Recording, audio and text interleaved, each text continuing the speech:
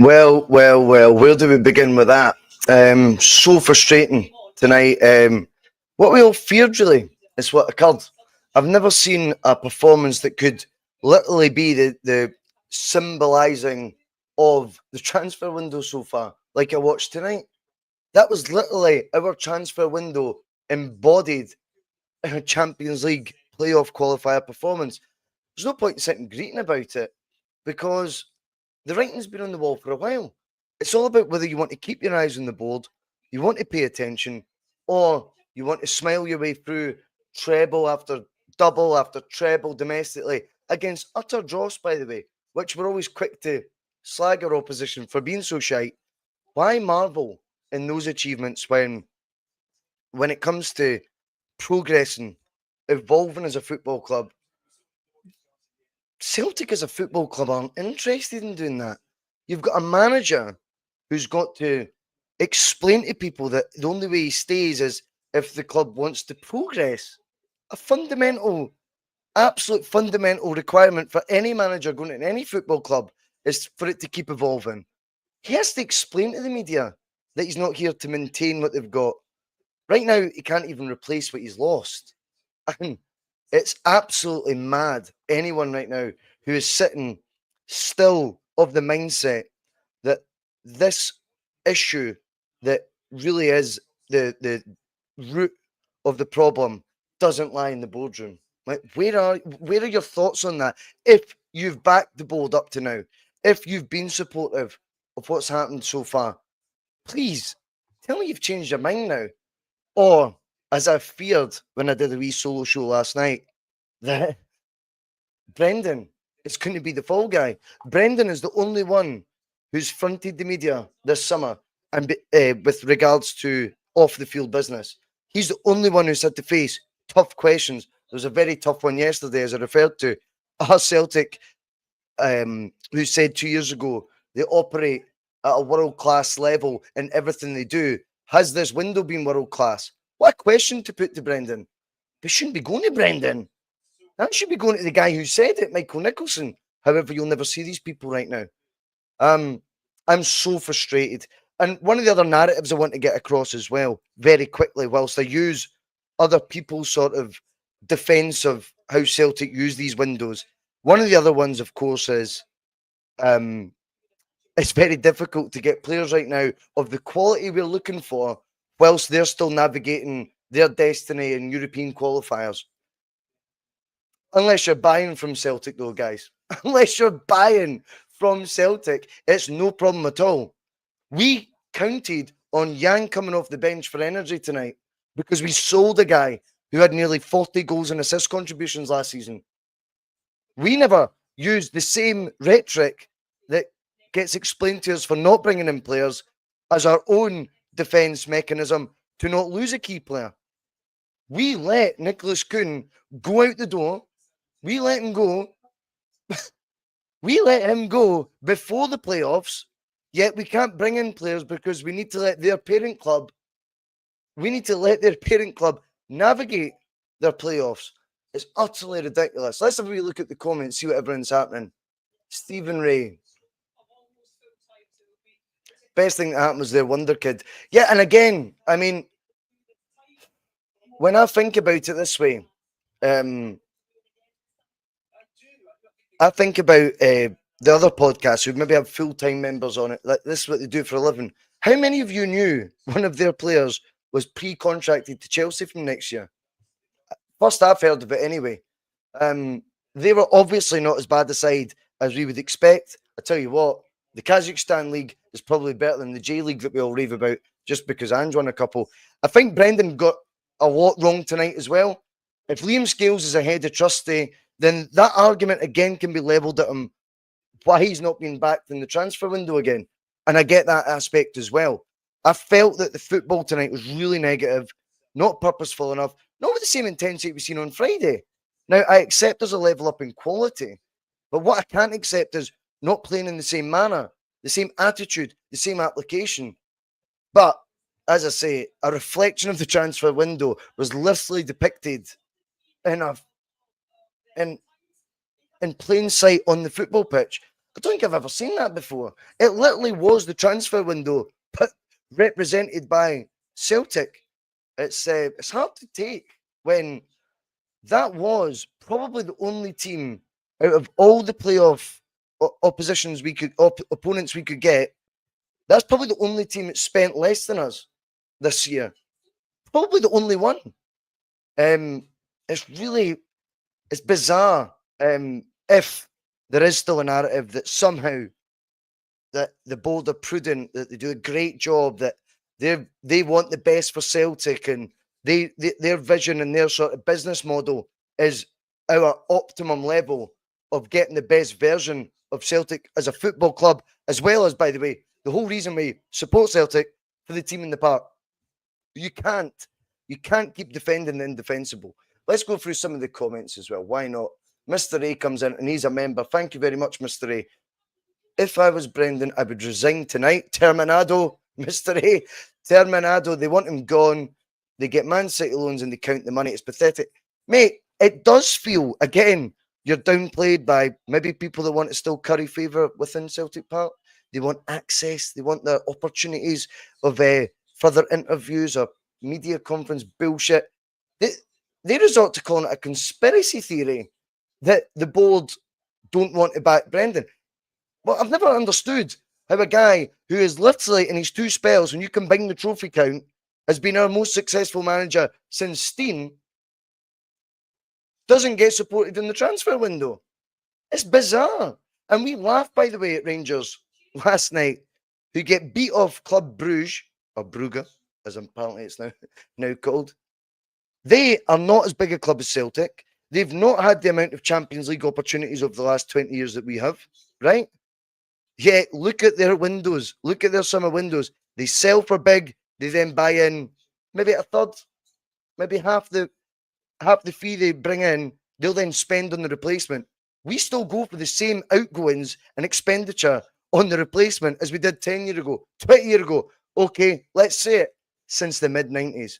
It is utterly bizarre. And Mr. A, thanks for your comment, mate, because I think you've got a real point there, pal. I'm so fucked off with it all, man. Honestly.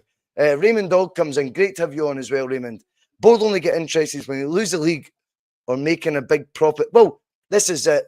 They'll all sit there right now pretty relaxed, Raymond, because what they can say is, well, remember, we've still got Dyson. So if we don't get the 30 million for the Champions League, remember, we can still punt Dyson and get that money in anyway.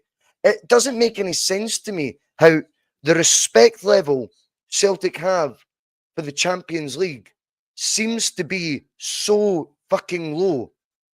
3 years at that group stage football, surely you can see the rewards that it brings, particularly on the back of a good campaign. You've actually had a good campaign for the first time in 15 years or whatever. And you don't seem that interested or that involved in wanting to get back in it. I don't understand that. And I think they've seen us get seeded, as Stephen Ray said last night, and they decided we'll hedge our bets. We'll probably get through whoever we draw. They then seen it was the Kajik side, and they really pulled back from any prior investment. I don't understand then, if that is the key sort of metric they want to go by, is whether we get group stage football or not. Well, don't sell a key player before it. He'll still go for 17 million after these qualifiers, by the way. No two ways about it. In fact, Nicholas Kuhn scores a hat-trick tonight, you might get 20 million for him. And the only reason we can't bring players in, we're told, is because at this stage of the summer, other clubs that we want to buy from in the market we really want to shop in are retaining players to help their own qualification to the group stage football. How come we don't? Am I losing my mind here? It seems so obvious to me. But anyway, let's get Danish in. He says, that was so shite. This board are arrogant arseholes who just like to torture us with their terror. Well, I don't even think they like torturing you. I think they think they're right. That's the mad thing, Danish. If it's going to cut to Brendan, I'm just going to go silent for a wee second. I like these two.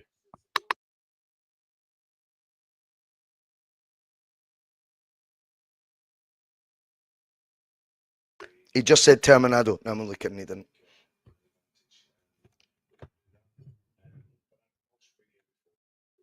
He says he's been here before. Well, we all know that. But when he arrived, he promised us it was going to be different. That's what really drew him in, because he'd been told how much the transfer landscape had changed at Celtic, how much the recruitment drive had altered since the last time he was here. Aye, it has. It's worse.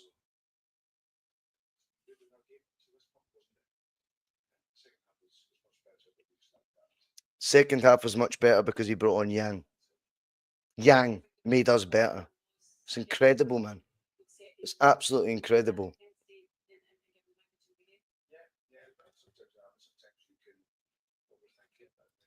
He does sound deflated, Mr. A. You're absolutely spot on.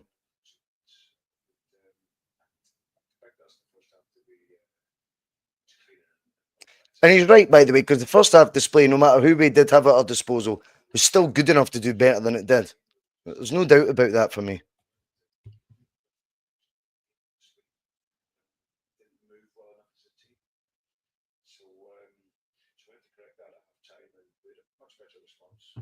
A much better response against their Kajik side, honestly.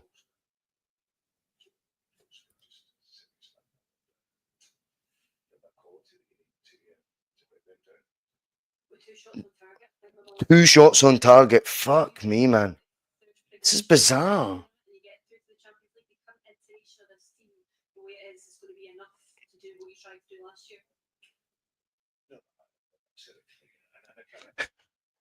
You can see how exasperated he's getting with these questions about the reinforcements for the team as well.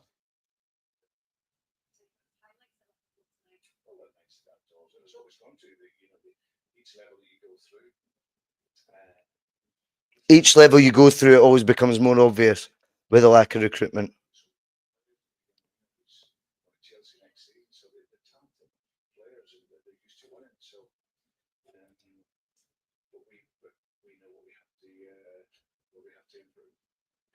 We know we have to improve, he says.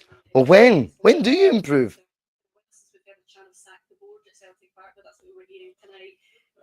They're asking him about sacking the board. Do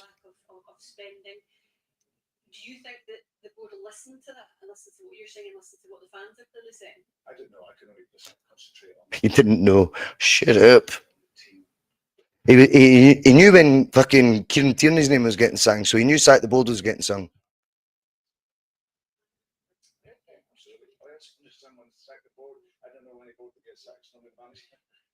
I don't know any board that gets sacked. It's usually the manager.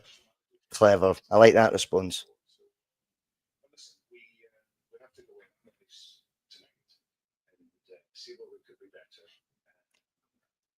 See all this push, we need to analyse tonight, see where we could do better. We all know where we could do better, and that's in the recruitment. Of course it is.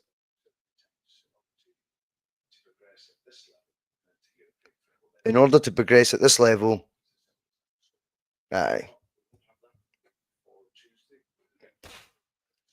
Imagine like we're now halfway through the playoff qualifier, 35 to 40 million pound at stake, and he's having to remind the board publicly that the way to evolve and to get better is by bringing in a couple of additions for the first team.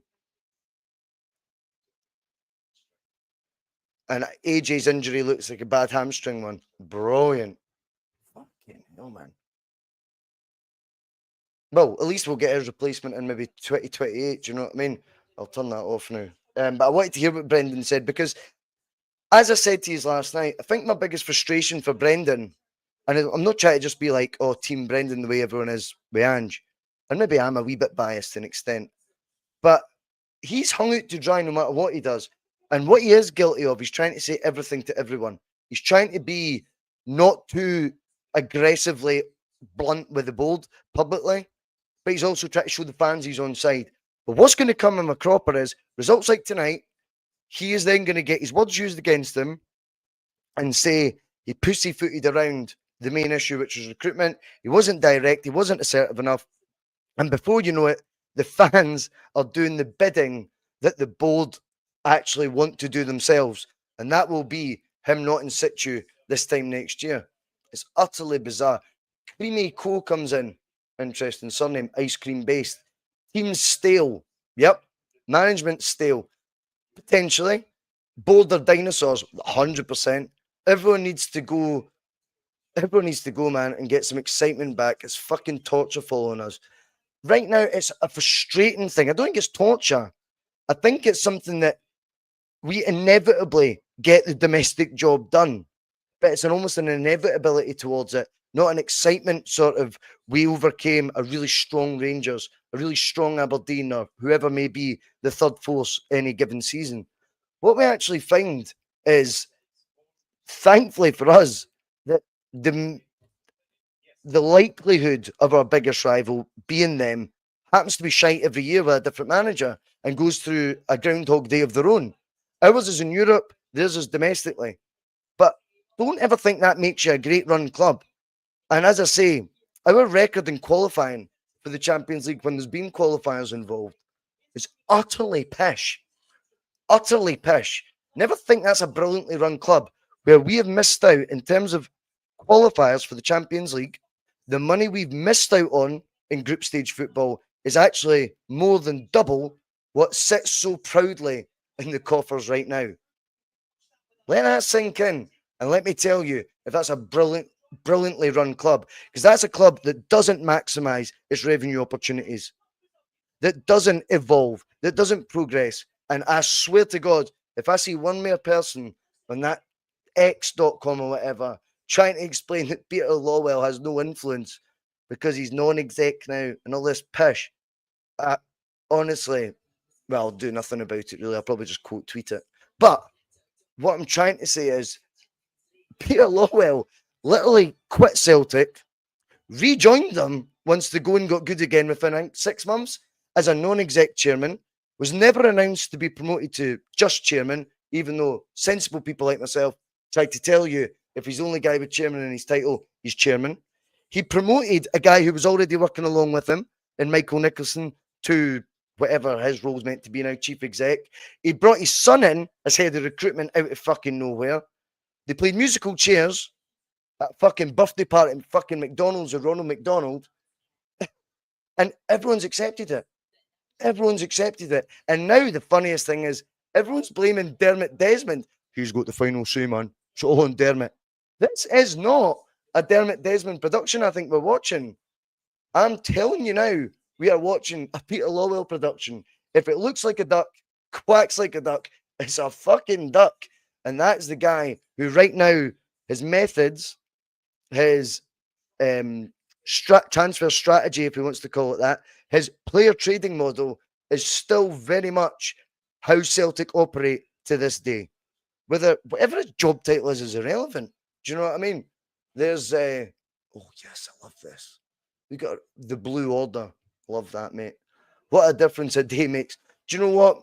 We enjoy ripping the piss out of rivals, and today we just had it thrown right back in our face. But the weird thing with Celtic is we know why they're in the mess they are. Celtic is the main reason Celtic don't do what we think they should. Celtic beat Celtic. It's the most bizarre situation ever that we've had 3 years group stage football and going for a fourth year.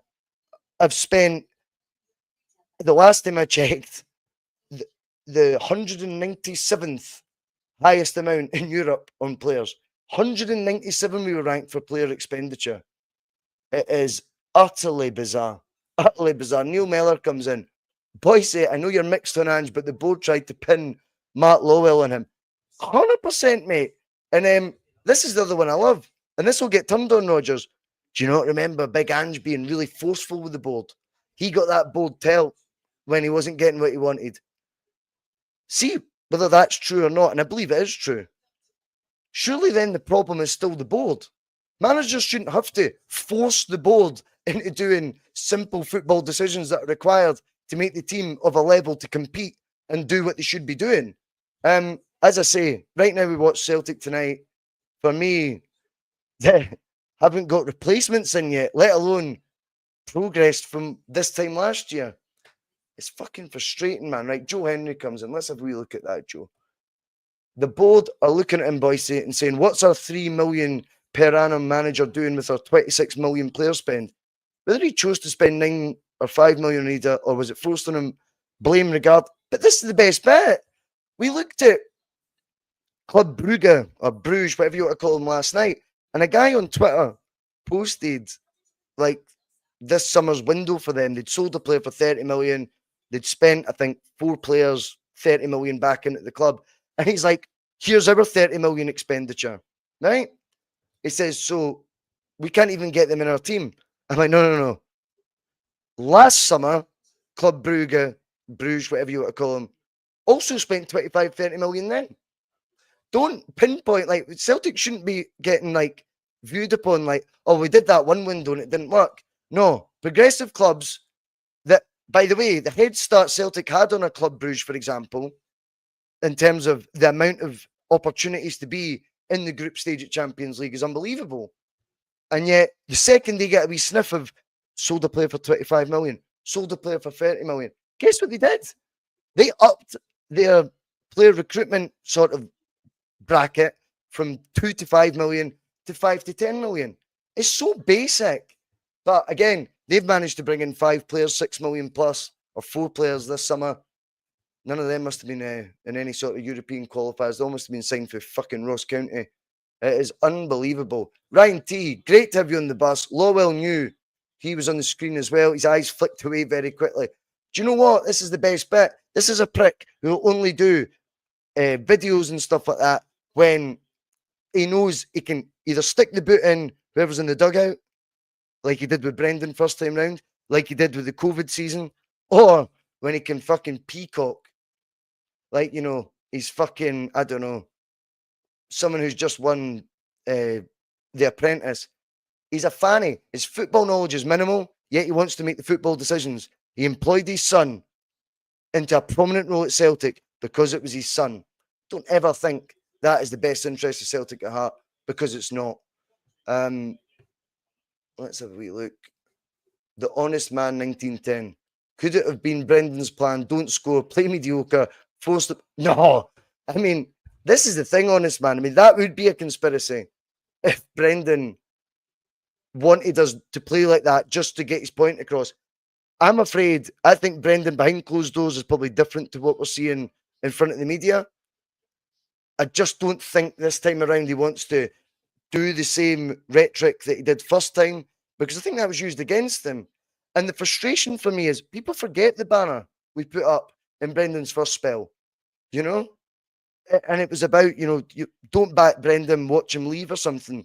Then when he left, we called him a rat. But we'd literally predicted it. This time around, I feel Brendan's too fucking aware of saying things like Terminado, of saying things like a million wingers. But at the end of the day, Brendan, you can't say everything to everyone. Eventually, you're going to need to set your stall out. And if it makes you look like a cunt towards the board, I think actually the fans will be proper on board this time. And secondly, I can't help but feel you should be going out on your shield anyway. And right now, he's a bit wishy-washy and looking to me like someone who doesn't want to upset either side of the coin. But whilst he does that, we're not seeing any change anywhere along the line. St Mary's Parish, Coat Bridge, Brendan might walk. I don't blame him. Do you think that would be how it's treated, though, if he did walk? Big shout out to St Mary's Parish, by the way, in Coat Bridge. But do you think that would be how it should review? I think the board are backing on, if we force him into a corner where he walks, he will get the same vitriol he got last time. I tell you what, they're doing a not bad job of pushing him into that corner right now. They could be called Moses Atauma, because they know how to get a guy out in the first round when, as and when it's needed. They've got him to face the media for every single question they should be getting asked of. He has to face it, waiting on him to trip himself up. Now it's the football matches, which is his department, that are now tripping himself up. And they're now hoping and praying that the turn from the fans goes to him. Thankfully tonight, hopefully, you know, they didn't have their AirPods in, listen to fucking LBC radio. Hopefully tonight, they could hear the chant of sack the board. Not that it will make any difference. They'll just play musical chairs once again. Ryan Rafferty. Well, I'm always banging on about how I can't take negative talk about the club, but fuck's sake, man, I can see it now. That was right. Listen, Ryan, as I've said many a time on this, if it's the biggest crime you've got is only wanting to see Celtic in the best light possible, and you struggle to accept its negative points because you're so in love with the club, it's not a bad trait to have, mate. But the facts of the matter are, eventually your head will turn. And I believe right now the results like tonight will turn heads. And even those whose whole heart, whole souls in Celtic can't deny what they're watching. Their eyes won't lie. Listen, I'm going to go because I've ranted enough. Probably getting clipped up to fuck, but do you know what? Nobody cares. It was a really, really disappointing night tonight. I feared this could happen. I wasn't flapping about it as described by some, but I was a bit concerned that a negative result could occur. Hopefully now, every single person watching this stream will listen to what I said back in the summer of 2022, and that is keep your eyes on the board.